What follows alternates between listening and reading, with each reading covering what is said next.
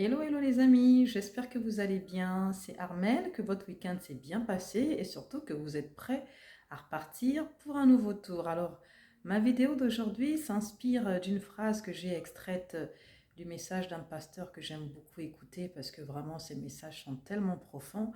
Alors, dans ce message, il disait ceci: Dieu ne violera jamais ses principes pour des raisons émotionnelles. Je répète, Dieu ne violera jamais ses principes pour des raisons émotionnelles. Vous savez, le monde qui nous entoure a été créé donc par le Créateur et ce dernier a mis en place donc des principes, il a instauré des lois donc sur lesquelles nous devons nous appuyer pour vivre en harmonie donc avec cette création et surtout pour notre épanouissement. Et le Créateur a consigné la plupart de ces principes, pour ne pas dire tous ces principes, dans sa parole que vous connaissez, qui est la Bible, les Saintes Écritures.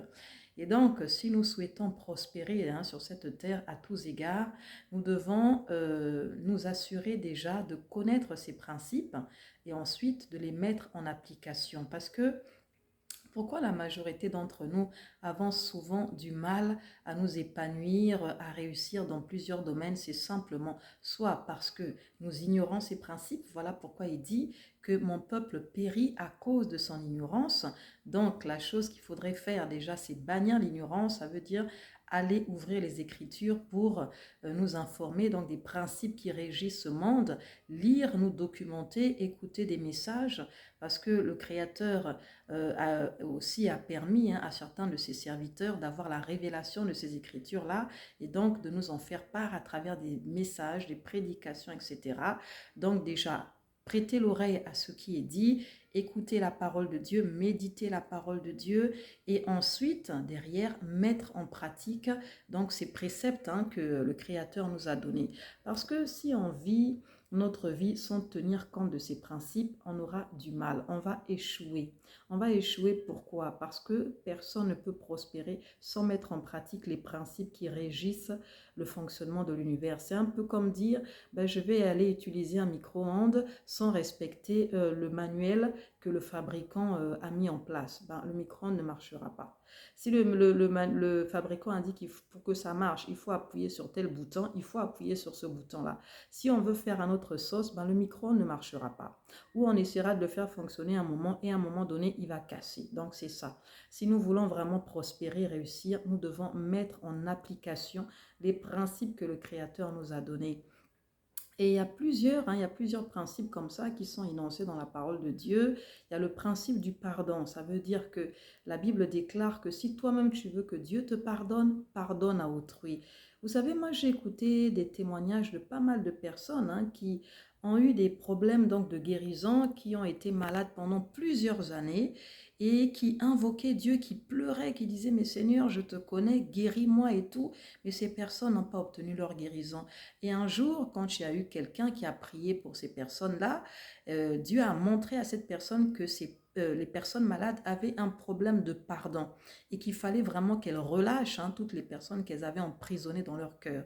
Et quand elles ont relâché ces personnes-là, automatiquement la guérison est venue. Donc c'est pour dire que le principe du pardon est très très important. Pourquoi? Parce que si tu ne pardonnes pas, c'est d'abord toi que tu emprisonnes. Avant d'emprisonner la personne qui t'a offensé, tu t'emprisonnes toi-même. Donc, il y a des bénédictions que tu ne pourras pas avoir tant que tu n'auras pas relâché la personne que tu gardes dans ton cœur. Il y a un autre principe qui est le principe du semer pour récolter.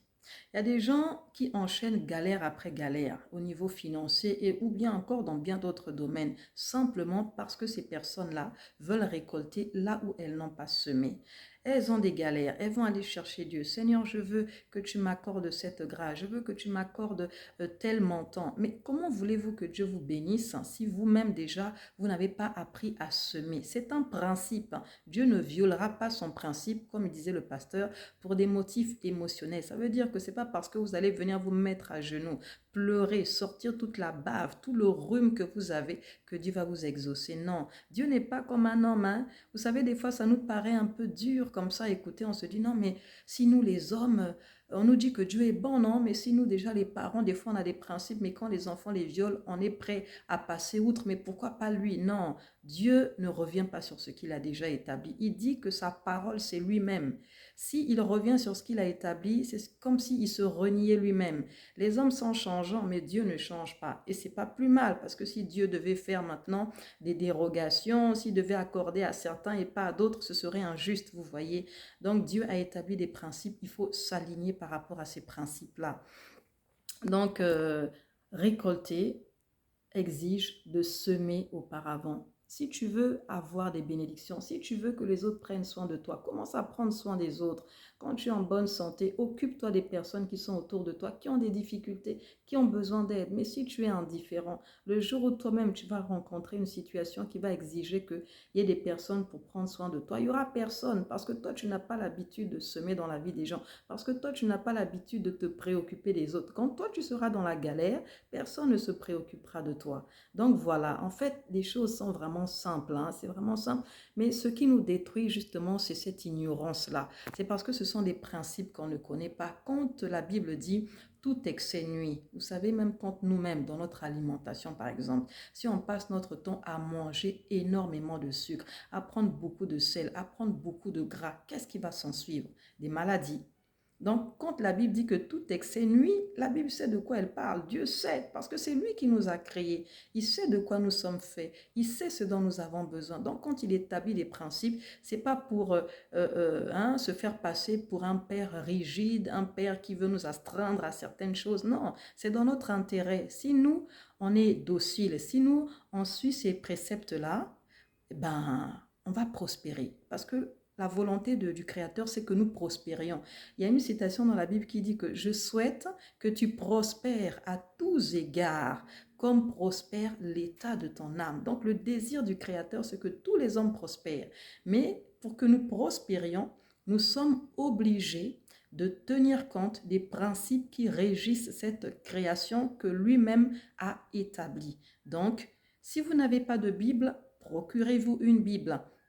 Et puis, ayez l'habitude aussi d'écouter des messages qui parlent de la parole de Dieu, de lire des messages qui parlent de ces principes divins-là, de manière à ce qu'on soit informé et que par la suite, on mette en application. Parce que la connaissance ne suffit pas. Après, il y a la pratique, il y a la mise en application qui doit suivre. Donc, c'est les deux ensemble. C'est pas l'un sans l'autre.